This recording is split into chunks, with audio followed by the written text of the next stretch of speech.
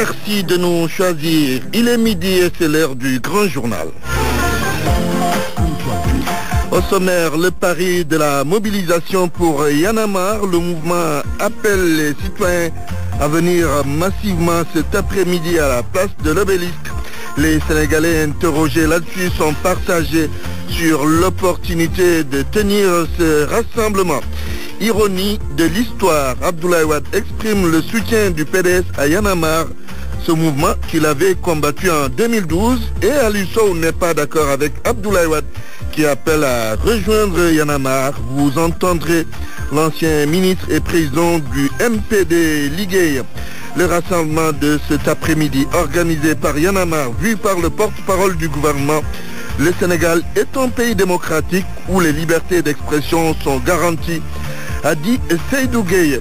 Le marché du mil, de l'arachide et du sucre à quelques jours de Pâques n'est pas encore envoyé pour la fabrication du traditionnel ngalar. Ce sont ces produits qui sont utilisés au marché Tilène. Les commerçants attendent encore les clients qui se font désirer. L'actualité internationale. Sornana Tambay, bonjour. Bonjour Antoine. Les titres. Les alliés de Adama Barrow avec à leur tête Ousseynou Darbo remportent les élections législatives gambiennes. Le parti de Yaya Jammeh n'a obtenu que 5 sièges. En Mauritanie, on nous apprend que le meurtre du soldat français au Mali a été revendiqué. L'auteur, un mouvement terroriste dénommé Nusrat al-Islam ou al-Muslimine, et qui aurait ajouté le Sénégal à ses cibles. Nous parlerons également, Antoine, de la Syrie, quelques heures après les frappes aériennes des États-Unis. L'une des composantes de ce midi, la page des sports avec Malal Junior Diagne. Bonjour Malal. Bonjour Antoine. Le menu avant, le développement vers 12h30 minutes, vers 12h20 minutes. Tout football, début de la 17e journée de la Ligue 1 sénégalaise. Génération Foot, leader du championnat, reçoit à Déni Biramdao l'équipe de Mbour. Petite Côte, judo, les Lions du Sénégal sur la dernière ligne droite de la préparation des championnats d'Afrique. 16 combattants sont actuellement sous les ordres de la direction technique nationale en regroupement fermé. On parlera également de lutte avec frappe Stakes contre Ness. C'est l'affiche du week-end prévue ce dimanche au stade Demba Diop, combat organisé par GFM Entertainment. La chronique de Mamoudou Ibrakan, comme tous les vendredis, point de vue sur la stratégie de l'opposition pour les élections législatives à venir. Le rendez-vous du jour, c'est aux alentours de 12h à 30 minutes. Bienvenue à toutes et à tous.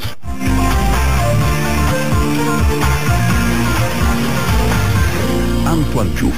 Au micro, Antoine Diouf, à la technique, Vincent Mamadou Diop. Mesdames, Messieurs, bonjour. Il n'y a que du noir avec le régime de Macky Sall. Y'en a marre, en est convaincu, et c'est pour cette raison d'ailleurs que le 10 mouvement appelle cet après-midi à un vaste rassemblement à la place de l'Obélisque. Il invite les participants à s'habiller en noir, histoire de dénoncer ce qu'il appelle l'absence de démocratie et une justice à 2 vitesses au Sénégal. À quelques heures de la manifestation, notre reporter s'est rendu au siège de Y'en a marre, aux Parcelles Assainies, sur place au contenant du mouvement, mais il a donné la parole aux voisins. Certains soutiennent l'action des Y'en a marristes, d'autres pas du tout. Un reportage de Salif Sow. Unité 16 des Parcelles Assainies au siège de Y'en a marre, c'est presque le calme plat. Nous tapons sur la porte de l'appartement fermé à clé. Pas de réponse, nous insistons quand même. Leur voisin ouvre sa porte dans ses habits blancs. Cette sexagénaire dit être de tout cœur avec les jeunes du mouvement qui brisent en cette matinée de manifestation par leur absence.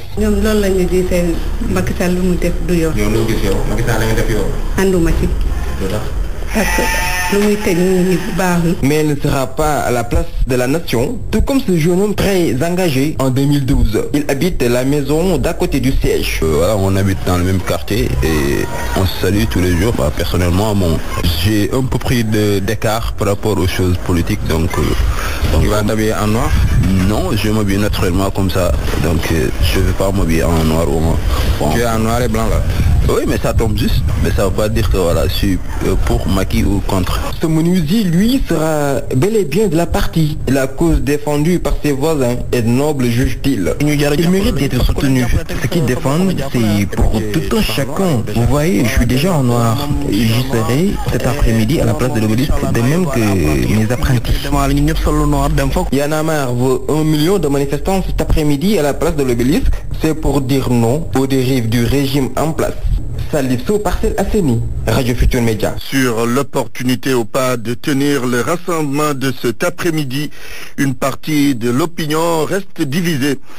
Voici à ce propos le reportage de Mohamed Ali Mouba que vous allez peut-être entendre dans quelques instants. L'élément n'est pas en place. Les ennemis d'hier sont-ils devenus les alliés d'aujourd'hui? L'on ne peut pas ne pas soulever une telle interrogation quand on regarde l'attitude d'Abdoulaye Wade qui soutient Y'en a marre et qui invite tous les militants, jeunes, femmes et anciens du PDS, donc ainsi que les mouvements de soutien à prendre part à la manifestation de Y'en a marre. L'ancien ministre de la Jeunesse, Aliou Sow, ne va pas participer à ce rassemblement. Aliou Sow, qui a quitté le PDS pour créer son propre parti, le MPD Liguey, déclare qu'il ne peut pas porter le combat de quelconque, des personnes qui ont combattu le régime auquel il appartenait. Aliou Sow estime d'ailleurs que les animateurs du mouvement Y'en a marre sont loin d'être crédibles. Il est joint par Babacar Fall. Mon opinion très négative sur la démarche, les méthodes et la façon de procéder de ce groupe de jeunes n'a pas varié. Ces jeunes qui ont bénéficié de situations de mouvements spontanés par rapport à un combat national, il faut le dire en son temps, contre notre régime, a voulu faire de ce combat spontané une affaire structurelle leur permettant de vivre, d'organiser leurs ambitions, de bâtir des connexions. En quoi ils sont plus modèles que vous et moi? En quoi ces jeunes qui se disent rappeurs, qui n'ont jamais gagné de disques, qui n'ont jamais rempli des stades de par la pertinence ou la qualité de leur sonorité ou de leur message, peuvent-ils donner des leçons à ces jeunes brillants sénégalais qui, à partir d'une alliance, sont battus pour être des modèles dans la société? En quoi ces jeunes peuvent-ils apprendre comment vivre à d'autres jeunes qui ne sont pas dans des logiques de train de vie non conformes à leurs revenus? Pourtant, Abdoulaye Wade appelle les militants et sympathisants du PDS à rallier le rassemblement de Y'en a marre. Vous savez, si je suis amer contre les gens de Y'en a marre, c'est parce qu'ils ont été discourtois, injustes, violents sur le plan verbal et sur tous les plans, sur le plan physique, contre le président Abdoulaye Wade, qui est un homme, un bâtisseur, qui aime ce pays-là. Ils l'ont traîné dans la boue, ils l'ont traité tous les noms d'oiseaux, ils l'ont insulté, ils ont voulu noircir son œuvre.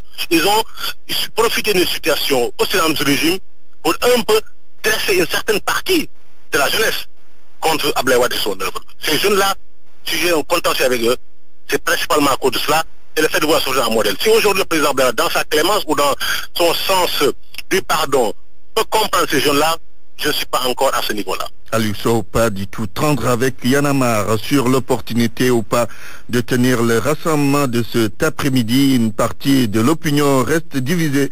Reportage Mohamed Ali Mouba. Adama n'est pas adepte des mouvements de masse, mais cette fois, il promet de garer son véhicule et se joindre à la manifestation. Oui, je vais garer mon taxi le temps de la marche. Depuis Defamaki, nous allons le crier tout haut. Fadel Barro, Tchat, Kilifeu ne font qu'exprimer tout haut ce que le peuple pense tout bas. Mas le boutiquier les soutient de tout son cœur, même s'il suivra le rassemblement à partir de sa télé. Je suis jeune, j'attends que ma fille franche ma situation de chemin. C'est très compliqué. C'est difficile de réussir dans ce pays. Moussa, le cordonnier, n'est pas d'accord. Y'en a marre doit savoir raison garder.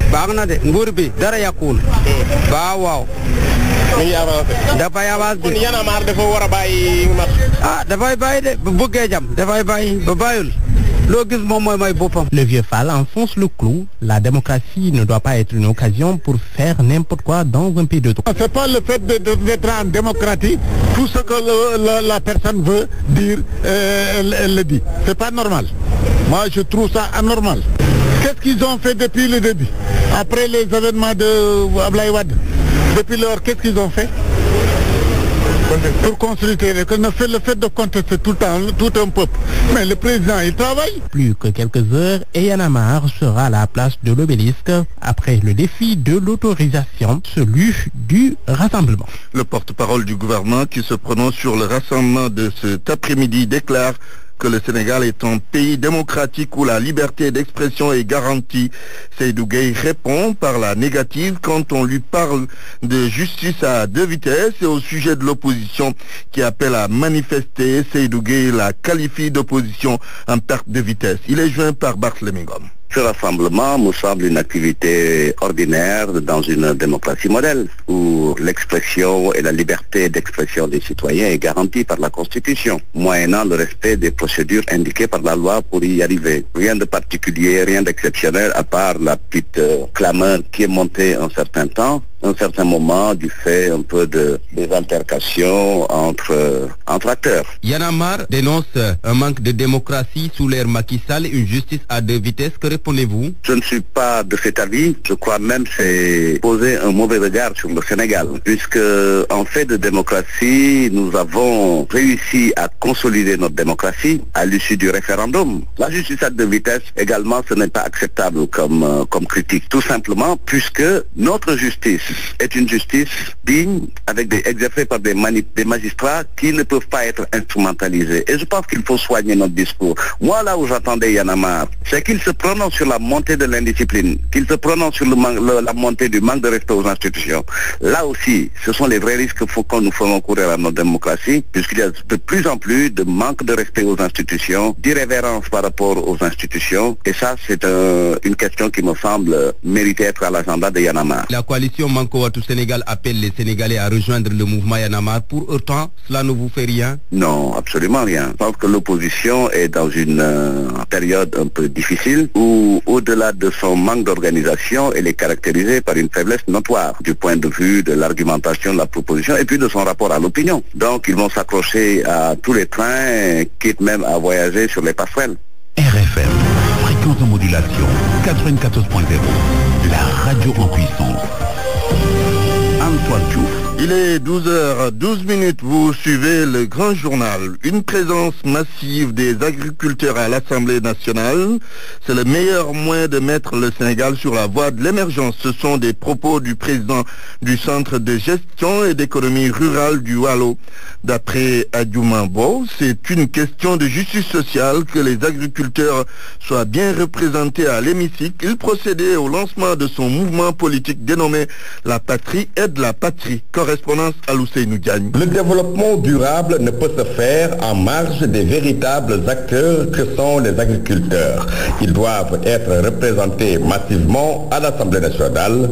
C'est en tout cas la forte conviction de l'ancien président du Centre de gestion et d'économie rurale du Waalo, Adjouma Bo, qui vient de lancer son mouvement politique La Patrie aide la patrie. La patrie aide la patrie. Donc, vraiment le développement durable. Il faut aider les développeurs à se développer dans ce qu'ils ressentent dans leurs préoccupations de tous les jours. L'agriculture au sens large du mot, aujourd'hui, est certes bien représentée, mais on peut avoir ceux qui sont des agriculteurs qui le sentent et qui sont la grande frange de la population. Daganon et les autres localités doivent investir des agriculteurs au poste de député pour la prochaine législature. C'est d'ailleurs une question de justice sociale, a encore ajouté Adjouma Bo, selon qui d'ailleurs des décisions concernant le monde rural ne doivent pas être prises sans les concerner. Et le département de Dagana, c'est sûr que 90% sont des agriculteurs. Le président de la République est en train d'aider, d'acheter des machines, d'investir dans le développement vraiment d'une façon durable. Aujourd'hui, c'est bien de mettre dans le machinisme, c'est bien aussi d'aller vers l'autosuffisance alimentaire, mais c'est bien aussi d'avoir les véritables acteurs là où.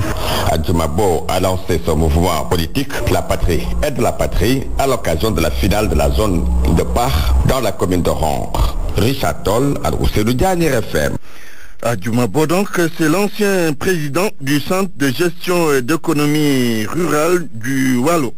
La fête des Pâques, c'est dans 9 jours exactement, et avant, il y a le traditionnel Ngalar qui intervient. Sur le marché, les commerçants ont bien approvisionné leurs magasins en mil, arachides, pain de singe et sucre. Mais pour l'heure, tous ces produits qui entrent dans la fabrication du Ngalar ne sont pas très demandés. Au marché Tilène, les commerçants attendent encore les clients. Reportage Adama Anouchkaba. Dans cette partie du marché de Tilène, l'on ne retrouve que les vendeurs de mil, d'arachides ou encore de pain de singe. Mais le taux de fréquentation est faible. Aliou, vendeur, nous le confirme d'ailleurs, il n'a pas encore beaucoup de clients. Les clients ne sont pas encore nombreux, mais on espère que cela changera avant les fêtes. Les denrées les plus achetées pour le moment restent l'arachide et le mil, même si les prix ne sont pas encore revus à la baisse. Abdoulaye. L'arachide ne se vend pas bien. Le kilo est très cher. Il se change à 700 francs. Mais le mil, oui, il se vend bien. Jacqueline fait partie des rares clientes. Elle est venue acheter de l'arachide et du sucre, mais déplore leur cherté. Je suis venue pour les préparations de Ngala, mais les arachides, tout est cher. Même le mil, tout est franchement pas cher. Le sucre, parce que les années précédentes, on achetait les arachides, le kilo à 500, 600. Mais tout est grave. Par la grâce de Dieu, tout est grave. Ibou, un autre vendeur, se réjouit déjà parce que son commerce marche. Chakri, raisin, sucre, vanille, entre autres, tout marche actuellement. Pour ce qui est du mil, ça ne marche pas encore vraiment. Beaucoup préfèrent les granulés. D'habitude, nous confie ces vendeurs, beaucoup préfèrent attendre à 2 ou 3 jours de la fête pour venir faire leurs achats. L'actualité internationale. Rebonjour Sornana Tambaye. Rebonjour Antoine. Gambie, les résultats du scrutin législatif sont connus.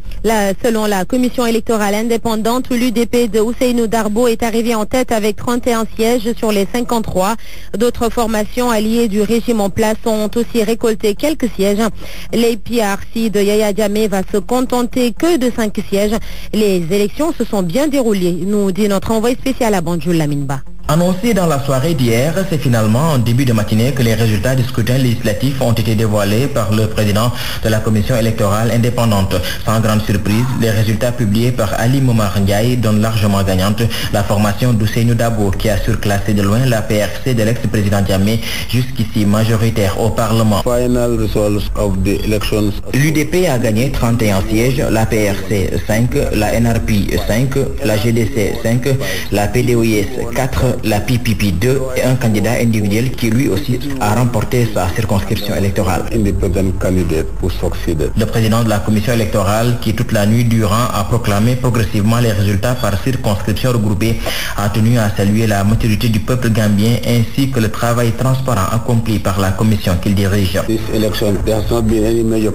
On se félicite de la qualité de l'organisation de cette élection parce qu'on n'a pas constaté de grands incidents qui impactent sur la qualité des scrutins. On n'a senti aucune forme de contestation parce que nous estimons que le processus s'est bien déroulé. Il s'est déroulé dans la transparence parce que chaque formation politique avait son représentant dans les différents bureaux de vote. Je profite de cette occasion pour remercier tous les électeurs et l'ensemble du peuple gambien. Après la présidentielle de décembre, les Gambiens sont retournés aux urnes 5 mois seulement après pour se choisir leur représentant au Parlement. Un scrutin qui s'est déroulé dans le calme et la sérénité conformément aux appels de la CEDEAO et de l'Union africaine. Lamine Ba, Banjul, Radio Futur Média. Le meurtre du soldat français au Mali a été revendiqué Sornanata. Le caporal-chef Julien Barbé a été tué par Nusrat al-Islam ou al-Muslimin, un nouveau groupe terroriste qui a revendiqué cet assassinat à travers l'agence de presse privée mauritanienne Al-Khbar. Le mouvement a aussi ajouté notre pays à sa liste de pays ennemis. Mohamed Diop Nouakchott. Nusrat al-Islam ou al-Muslimin a été créé il y a un mois. C'est une fusion des principaux groupes islamistes actifs dans le nord du Mali. Il est dirigé par le chef djihadiste Iyad Agrali. Nusrat al-Islam ou al-Muslimin, qui veut dire en arabe soutenir l'islam et les musulmans, a mené il y a 6 jours une première attaque contre des gendarmes maliens, au même endroit où le Français est mort dans une embuscade. C'est à Douenza, près de la frontière avec le Burkina Faso. Cette dernière attaque a été menée 2 jours avant la visite ce vendredi du chef de la diplomatie française au Mali et 5 jours après la première sortie médiatique du chef de Nusrat al-Islam ou al-Muslimin. Iyad Agrali dévoilait sa stratégie. Entre autres, gagner la sympathie des populations locales, mener une guérilla contre les Français et forces alliées, mais aussi élargir l'espace géographique des djihadistes. Une liste de 11 pays ennemis a été arrêtée. Le Sénégal en fait partie. Mohamed Diop, Nouakchott, RFM. Et en Mauritanie, toujours les menaces terroristes au cœur de la visite de Jean-Marc Ayrault. Le ministre français des Affaires étrangères déclare venir apporter l'appui de la France aux pays membres du G5 Sahel.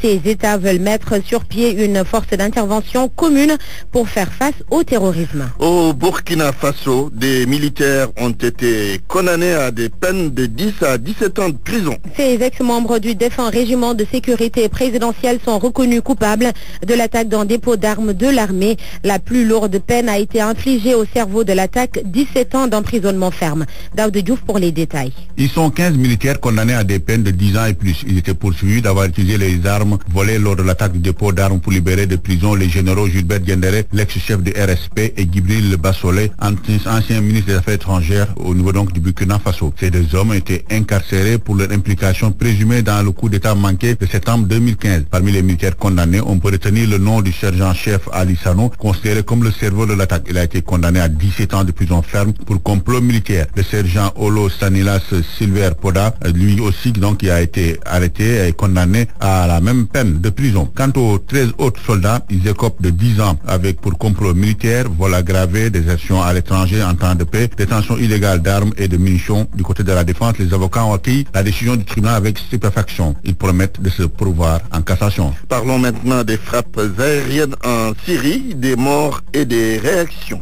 Selon des sources officielles, Antoine, citées par France 24, les raids ont fait 9 morts, tous des civils dont 4 enfants. Vladimir Poutine, allié de Bachar al-Assad, a dénoncé ce qu'il qualifie d'agression contre un État souverain. Sodetiam. Les États-Unis ont frappé la base aérienne syrienne de Sharat en réponse à l'attaque chimique présumée attribuée au régime de Bachar al-Assad. Ces frappes ont eu lieu la nuit du jeudi au vendredi et ont fait 9 morts, dont des enfants. Le Kremlin, allié du dictateur syrien, dénonce une agression contre un État souverain. Les frappes américaines sont une forme de condamnation du régime criminel de Bachar al-Assad, a déclaré le ministre français des Affaires étrangères. La chancelière allemande Angela Merkel et le président français François Hollande ont apporté leur soutien aux frappes américaines en Syrie, jugeant dans un communiqué commun que le président Bachar al-Assad en portait l'entière responsabilité et que son recours aux armes chimiques ne pouvait rester impuni. Merci Sodetiam et Antoine, c'est tout pour l'actualité hors de chez nous. Merci Sornanata pour cette page internationale. Parole aux auditeurs. L'actualité, qu'en pensez-vous? Moi, je pense que vous devez. Réagissez dans nos éditions d'information sur l'actualité. Bonjour. Oui, bienvenue sur cette antenne de radio. Du lundi au vendredi, vous avez la parole sur RFM. Point de vue sur la stratégie de l'opposition pour les élections législatives à venir, nous allons en parler dans quelques minutes.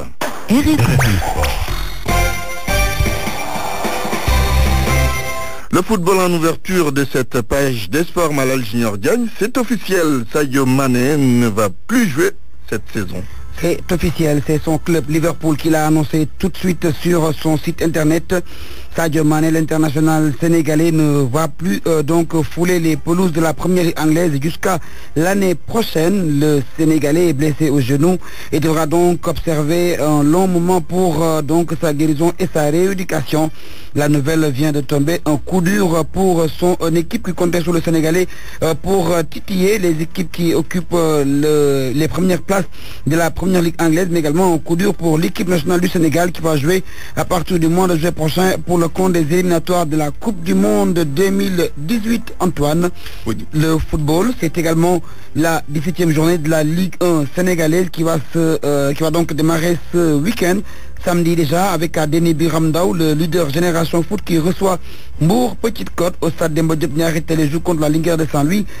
Amadou Barry de Guédiawaye Teungueth FC joue contre l'Union Sportive de Ouakam, un derby entre équipes Lébou au classement donc de la Ligue 1 sénégalaise. C'est Génération Foot qui est leader avec 34 points. Génération Foot leader, Guédiawaye Football Club deuxième avec 28 points. Le Djara fait troisième avec 25 points. En bas de classement, on retrouve Ndiambour 13 points et l'US Gorée, champion du Sénégal avec 12 petits points. La Ligue 2 va jouer également 3 rencontres ce samedi pour la 17e journée. Renaissance de Dakar joue contre Mbarguet. Le Dakar University Club joue contre Dakar Sacré-Cœur. Yogo se déplace à Saint-Louis pour y affronter l'équipe de Ndarguet. La lutte avec Frappe, Sa-Thiès, Ness, c'est l'affiche du week-end. C'est l'affiche du week-end. Ce sera donc ce dimanche 9 avril prévu au stade de Demba Diop pour un combat à l'initiative de GFM Entertainment doté du drapeau du Jolof. Deux lutteurs avec des morphologies différentes. Sa-Thiès, petit de taille mais fort sur le plan de la musculation. Avec en face donc la baleine de Lansar. Comment donc analyser cette affiche? À quel genre de combat on aura droit? Oumar Diagne Omez a répondu à la question. Ça sera comme un combat très alléchant et qui sera aussi un combat intensif. Par rapport aux tendances et conséquences sur les différences de forme de corps, de taille, de poids, de volume et surtout de garde. Donc les principes d'efficacité feront objet quand même d'un bon temps de préparation à leurs actions. Et maintenant, selon leur vitesse d'explosivité et de puissance et de tenue de corps, Sa-Thiès quand même a une méthodologie qui peut lui permettre quand même d'avoir allé vers un harcèlement. Parce que Sa-Thiès quand même c'est un lutteur qui harcèle, qui a un rayonnement et pivote par rapport à ses actions. Maintenant, Ness, surtout sur la prestation et les poussées qu'il a tendance à faire, parce que c'est un lutteur qui adopte quand même la contre-offensive. Parce que certes, il est un peu attentif en arrière, donc il est défensif par rapport à Sa-Thiès qui est un peu offensif par rapport à son repositionnement. Certes, Ness aussi, souvent il a tendance à pivoter sur un côté, surtout dans le pouvoir balancer son adversaire. Maintenant, de forme de corps quand même peuvent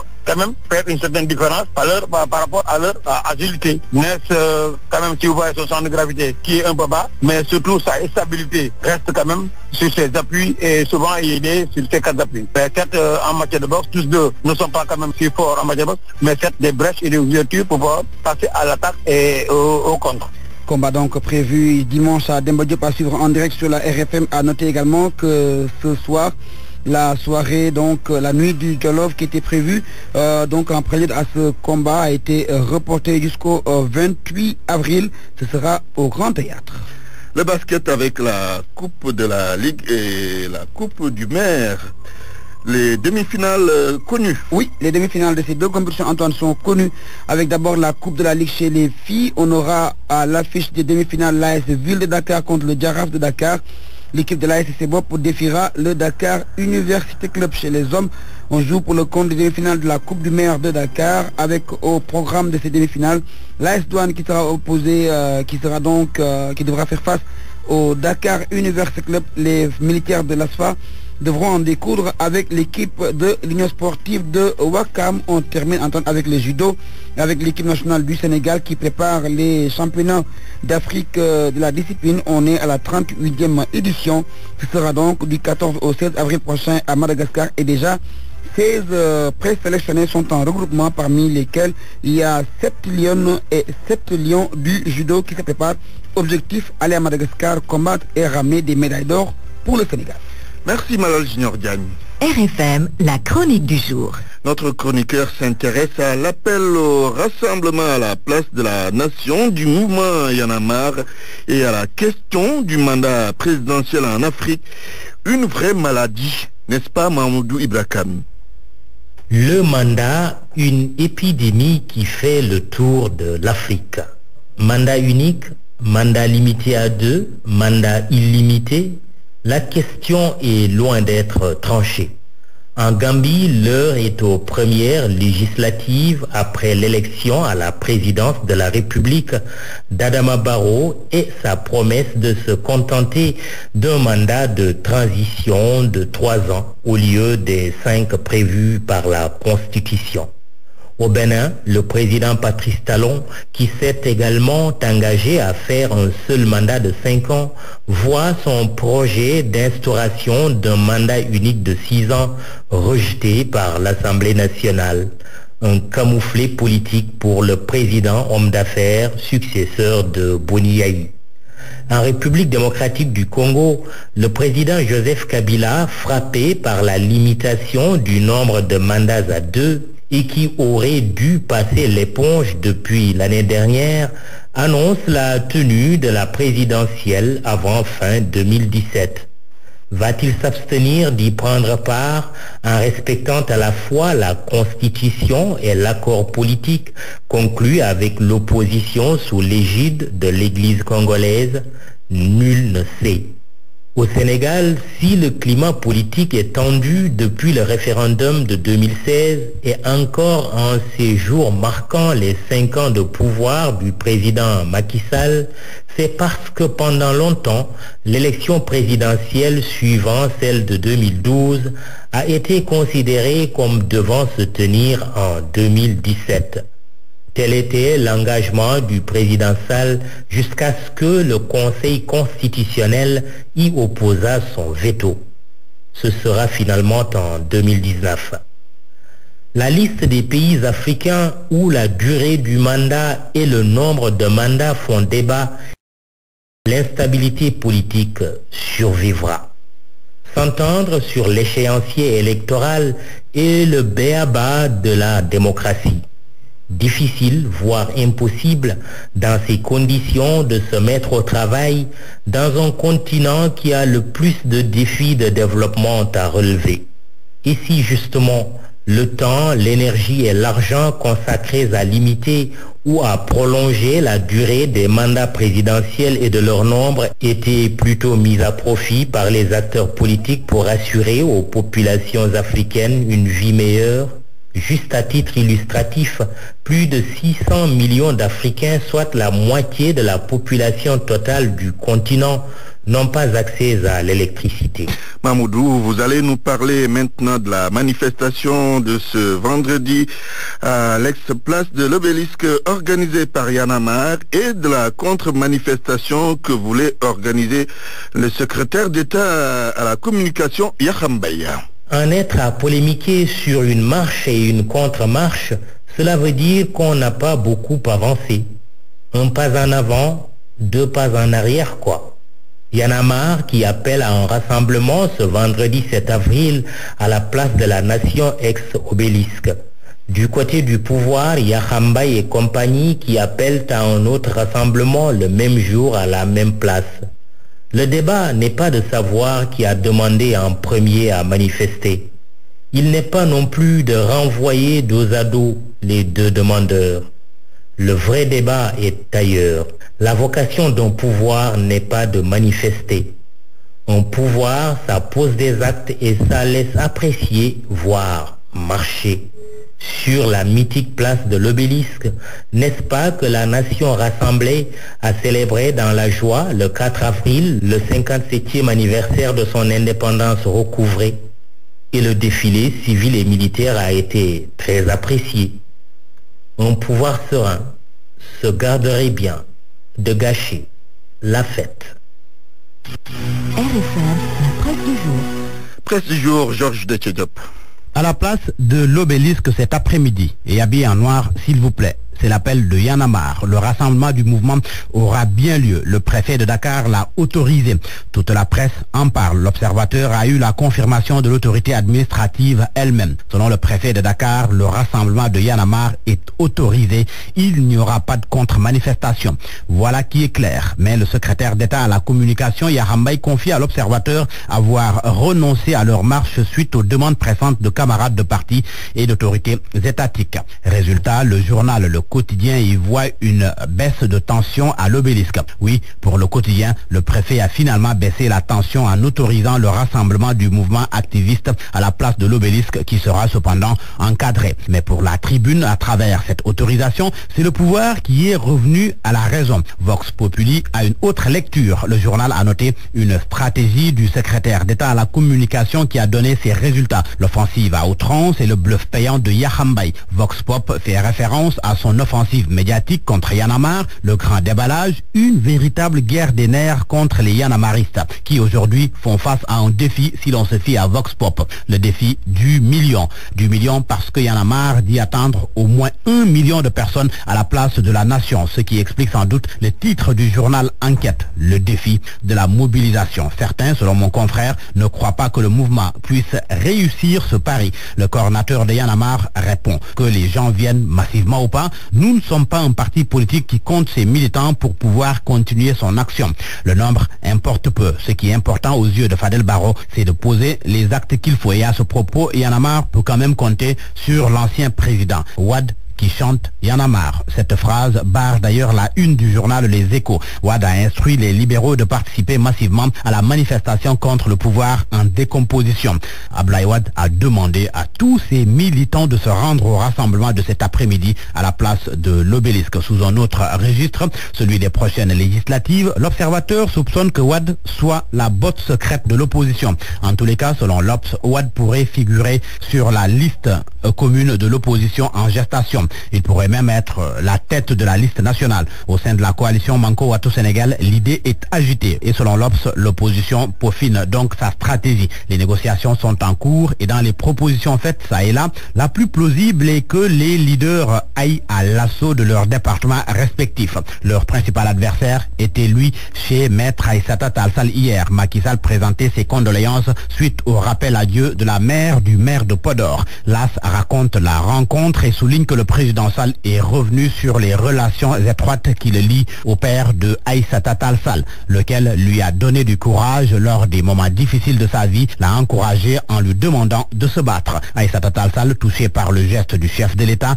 a dit prier pour qu'Allah maintienne Macky Sall dans cette mission que le peuple lui a confiée. Que d'anecdotes et révélations entre le chef de l'État et le père de Aïssata Tall Sall. L'AS s'en fait l'écho et titre Macky charme Aïssata. L'affaire Khalifa Sall à présent et la clôture de l'instruction. L'observateur nous apprend que la défense du maire de Dakar a déposé hier ses observations. Selon l'Obs, les conseils de Khalifa ont soulevé 3 motifs pour rejeter toute clôture de la procédure et ont demandé l'audition des anciens maires Mamadou Diop et Pape Diop ainsi qu'une expertise sur la caisse d'avance. L'Obs fait savoir aussi que Youssou Ndour était hier à la prison de Rebeuss. Une visite à Bamba Fall et Khalifa Sall. Sport pour terminer. Dans Vox Sport, Gorgui Sy Dieng parle de l'Afrobasket 2017. Ses ambitions avec le Sénégal. Pour Gorgui Dieng, le Sénégal a une bonne opportunité d'aller au bout de la compétition. À vos kiosques et bonne lecture. Point de vue. Regard croisé sur l'actualité du jour. Nous allons parler de la stratégie de l'opposition pour les élections législatives à venir. Nous avons 2 intervenants. Il s'agit de 2 confrères. Momar Seni Ndiaye. Bonjour Momar. Bonjour Antoine. Vous êtes journaliste consultant. Il y a également Mamadou Sy Albert, analyste politique. Bonjour Mamadou. Bonjour Antoine. Alors, Momar Seni Ndiaye, comment voyez-vous l'opposition déjà de façon globale face à face aux législatives à venir, sa stratégie de façon globale? Il faut reconnaître qu'il y a une tradition dans l'opposition, c'est de ne pas constituer un bloc uni pour pouvoir faire face au pouvoir. Il faut remonter peut-être un peu après 2000, un peu avant 2000 pour voir évidemment des situations de cette nature où l'opposition a tenté autant que faire se peut de se réunir. Donc, à la limite, on assiste à la même situation. Aujourd'hui, l'opposition est très morcelée. Il y a une véritable situation d'émiettement de l'opposition. Mais paradoxalement, c'est Macky Sall qui est aujourd'hui l'élément fédérateur de l'opposition. Parce qu'aujourd'hui, en étant, disons, accusé d'être à la base de ces événements politico-judiciaires, il a fait peur à l'opposition. L'opposition a senti qu'il y avait une véritable menace après l'emprisonnement de Khalifa Sall, de Bamba Sall et autres. Il y avait une véritable menace qui pouvait peser sur les autres leaders, notamment sur Bamba Dièye. Et l'opposition s'est dit, maintenant, dans des conditions comme ça, il est peut-être préférable de s'unir, de constituer une seule liste et d'imposer ce qu'ils appellent la pédagogie de la cohabitation. Donc aujourd'hui, c'est la concomitance entre ces événements politico-judiciaires et l'approche des élections qui font que j'ai l'impression effectivement que Macky Sall joue un peu le rôle de fédérateur à son corps défendant d'ailleurs. Oui, justement, une liste unique pour l'opposition, est-ce que quelque part ce n'est pas chimérique? Parce que déjà on a vu des discussions sont entamées par Abdoul Mbaye, Elentine et Ousmane Sonko de l'autre côté, Abdoulaye Wade qui rassemble également des leaders de l'opposition hors du Sénégal. Non, la liste unique n'est pas possible, elle ne sera pas réalisée. Mais ce qu'il faut comprendre, c'est que paradoxalement, Abdoul Mbaye, qui est aujourd'hui un petit peu le fer de lance un peu de l'unité, il avait déclaré il y a quelques mois, quelques semaines, que Benno, que Manko Wattu Sénégal n'avait pas vocation à être une structure électorale. Et c'est aujourd'hui ce même Abdoulaye qui se retourne aujourd'hui pour pouvoir rassembler l'opposition et essayer de constituer une liste unique en vue d'imposer l'alternance. Qu'est-ce qui a changé entre-temps? C'est tous les événements politico-judiciaires qui aujourd'hui font craindre à l'opposition une véritable offensive dure contre de Macky Sall qui pourrait éventuellement les écarter de la course. C'est pourquoi aujourd'hui, par réaction, l'opposition a décidé véritablement de se réunir, en tout cas ce qui peut, l'opposition est essentielle parce qu'il n'y a pas une opposition, il y a des oppositions, il y a plusieurs pôles de l'opposition, mais l'essentiel de l'opposition va tenter de se regrouper pour essayer de constituer une sorte d'alternative contre Macky Sall. On revient à vous, Maman Ndiaye, dans quelques instants. Maman aussi, Albert, comment voyez-vous l'opposition face aux prochaines justes électorales? Bon, je crois que Maman l'a dit, il y a le contexte. Le contexte, c'est la majorité qui est au pouvoir ne laisse à la limite aucune chance à l'opposition désignée. Sur le plan politique, on a une opposition relativement éclatée. À mon avis, il y a trois pôles. Il y a l'opposition classique, l'opposition politique classique, qui est incarnée par le PDS et Réumi. Vous avez une opposition citoyenne qui est autour des valeurs, autour des alternatives beaucoup plus crédibles. Et entre les deux, vous avez une opposition politique qui hésite entre l'opposition radicale classique pour imposer la cohabitation et la société citoyenne. Je pense que c'est là la difficulté de l'opposition. Comment unifier l'opposition classique, l'opposition citoyenne et l'opposition intermédiaire. Et si vous regardez, je crois que, en tout cas, la base de la stratégie, elle est là. Elle va être départementale. C'est-à-dire que tous les leaders de partis ont gagné au moins une élection locale en 2014, ou une commune. À défaut de gagner un département, ils ont gagné une commune. Donc ces leaders-là, ce sont des candidats naturels sur une liste départementale.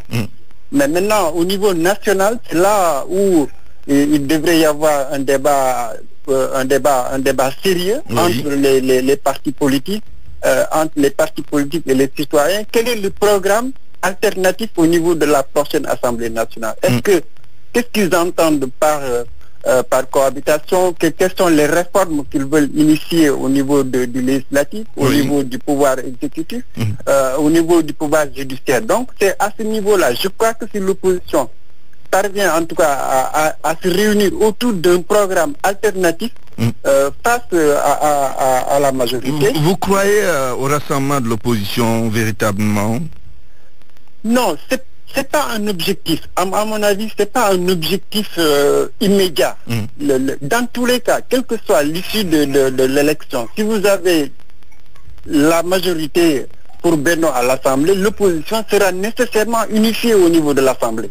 Ce sera maintenant après la mort. Oui, mais donc il faudrait qu'eux, ils discutent pour voir que malgré les divergences, quel est l'objectif de l'opposition par rapport à ces élections législatives. Si l'objectif c'est d'arriver à avoir des réformes profondes du pouvoir législatif, du pouvoir judiciaire et du pouvoir exécutif, s'ils arrivent à s'entendre sur un programme, à mon avis, il n'y aura pas de difficulté à dégager une liste nationale qui sera incarnée par ce programme et par des leaders. Très bien. Maintenant, ils vont combiner les deux. C'est-à-dire l'objectif programmatique et la députation seront liés.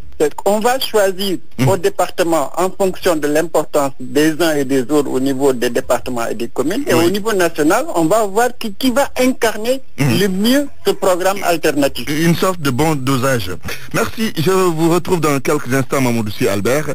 Maman Ndiaye, on termine avec vous. L'opposition peut-elle sortir ragaillardie ou bien affaiblie après ces législatives, somme toute déterminantes, au vu de ce que vous avez vu, pour permettre la répétition de ce que vous avez vu comme signes ou signaux? Non, mais écoutez, l'opposition peut sortir ragaillarde si elle arrive à avoir pas d'une majorité, cela m'étonnerait, mais en tout cas une représentation très forte au niveau de l'Assemblée nationale. Je ne partage pas totalement le point de vue de mon ami Albert sur l'aspect programmatique, parce qu'au fond, l'élection de député n'a pas une vocation programmatique dans nos pays. Ici, il s'agit plutôt d'élire des personnalités. On joue beaucoup plus sur le registre de l'opinion, de l'émotion, de la proximité, plutôt, tout ça, oui. De la proximité plutôt que sur véritablement une plateforme programmatique. Le Sénégal n'est pas en manque de réformes démocratiques majeures pour imposer effectivement une véritable plateforme pour changer véritablement les institutions ou bien leur donner de nouvelles responsabilités. Ce qu'il y a aujourd'hui, c'est que c'est l'émotion. Aujourd'hui, l'opposition sénégalaise a peur. Elle a peur de subir un peu le sort de Khalifa Sall. Elle a peur de subir le sort de Bamba Fall. Vous savez, Idrissa avait été convoqué par le procureur. Cheikh Bamba Dièye est sous le coup d'une menace. Aujourd'hui, c'est à partir de ces émotions que véritablement l'opposition risque de se retrouver sous une forme de plateforme plus ou moins éclatée. Mais il faut aussi y ajouter la société civile. N'oubliez pas que la société civile aussi, avec les listes indépendantes, va également entrer dans le jeu. Et c'est très important. Aujourd'hui, on estime par exemple qu'il y a au moins 30% des électeurs qui risquent de voter pour la société civile. Et de ce point de vue-là, compte tenu de ce que la société civile considère, à tort ou à raison, comme des dérives, et notamment au niveau de l'absence de liberté et d'indépendance de la justice, elle risque de renforcer le pôle de l'opposition. Et c'est là où je me dis que je pense que Macky Sall a peut-être intérêt à revoir un peu sa stratégie politique.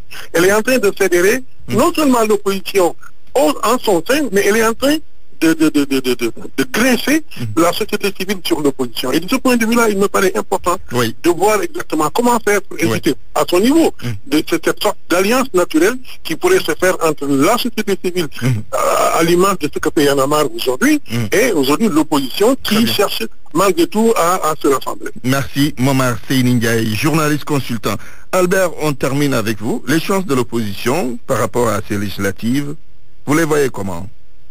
Mais je crois que elle a une chance, je crois elle a même une opportunité. Que quand je parlais tout à l'heure, mon ami Maman que je salue au passage, autant le pouvoir fait peur et incite tous les acteurs politiques à unifier leurs efforts, à unifier leur combat contre le système, mais autant la réforme, l'Assemblée nationale, c'est une occasion inouïe pour tous les acteurs politiques, que ce soit ceux qui sont purs et durs des politiciens, que ce soit la société civile. Aujourd'hui, il y a un malaise. Il y a un malaise structurel du système, du régime. Et l'Assemblée nationale fait partie, c'est le rouage essentiel de notre République. C'est le rouage essentiel de notre système.